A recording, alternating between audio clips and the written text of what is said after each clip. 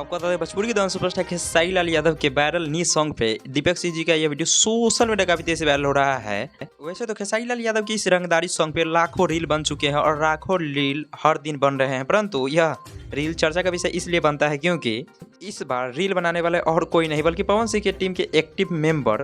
दीपक सिंह जी है, जो हमेशा पवन सिंह के साथ दिखते हैं। और इस रील के वायरल होने का एक खास वजह यह भी है क्योंकि जिस प्रकार से 4 दिन से अभी भोजपुरी का माहौल चल रहा है खेसारी भैया और पवन भैया के बीच में, उस माहौल की वजह से खेसारी भैया और पवन भैया के दोनों फैंस को थोड़ा भी भरोसा नहीं हो रहा था कि दीपक सिंह खेसारी भैया के सॉन्ग पे रील बनाए हैं। जब फैंस के सामने यह वीडियो आता है तो कोई भी फैंस इस पर भरोसा नहीं करता है, साथ ही साथ इस वीडियो का फैक्ट भी चेक करते हैं। पहली बार देखने के बाद मुझे भी भरोसा इस रील पर नहीं हुआ है, जिसकी वजह से मैं इस वीडियो का फैक्ट चेक करने के लिए इंस्टाग्राम जब अकाउंट पे जाता हूं तो यह बात पूरी तरह से क्लियर हो जाता है कि दीपक सिंह ने सचमुच में खेसारी भैया के सॉन्ग पे रील बनाया है, जिसे कोलैब करते हुए पंकज बिहारी जी ने अपने साथ शेयर भी किया है।